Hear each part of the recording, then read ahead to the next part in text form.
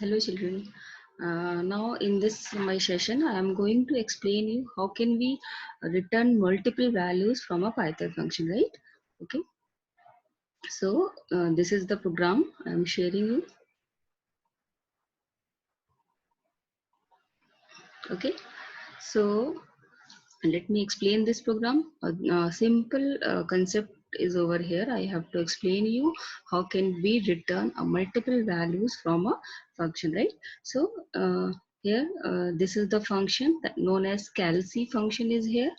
Def calc function. I am creating a function calc, and now I am passing two values x comma y, and this function is going to perform arithmetic operation over the variable x and y. Okay, so I just want to explain you that uh, how can we return the multiple variables from a particular function, right?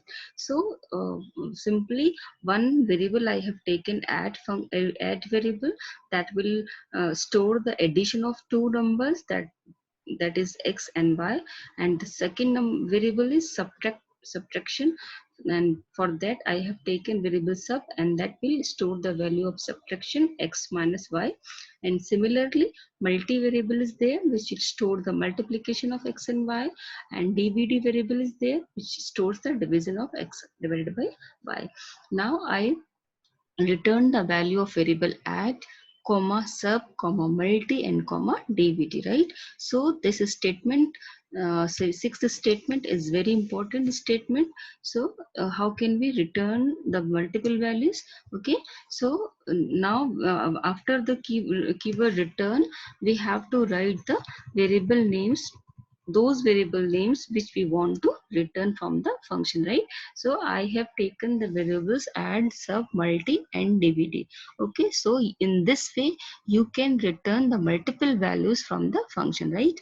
So now in the main area I am calling the function. So to call this function we need to pass two values. So I am going to take input in two variables. One is a variable and another is b variable. Okay, so these two statements are going to enter the values from the user, right? You know very well we have to convert the value entered by the user into integer. So I have taken the int function over here. This is the library function, and it will convert the input value. That value will be in the form of a string, and it will convert the value into integer. Okay, so now this statement is again, this is the function call statement 11. And see, once again I would like to call your attention over here, children. See this statement, I am going to call the function in the statement number 11. How can we call the statement? Okay, let me explain you.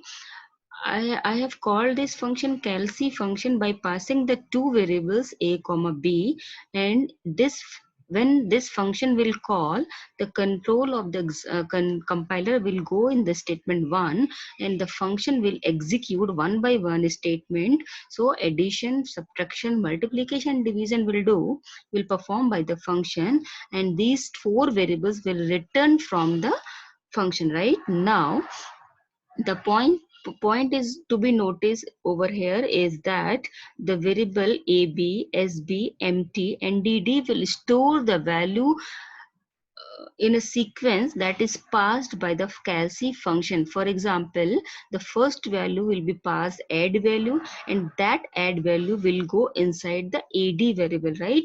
So see, the value which is returned by the function, multiple values which are returned by the function will store in a sequential manner, right? So first value of add variable will store in ad variable, second value of sub variable will store inside the sb variable, third value of multi variable will store inside the empty variable, and the fourth value of dvt variable will store inside the dd variable, right? And similarly I'm just going to print all the values of the function which are returned by the function, and we stored those values in the separate variables in the main area. And now I am going to print the values over here. Children, I would like to explain you that I am just explaining you the concept of the returning value over here. I'm just printing the value inside the main area. Now this is not the every time the situation will be that we have to print the particular value. We can use that value for further manipulation or further operation also, right? Okay, thank you.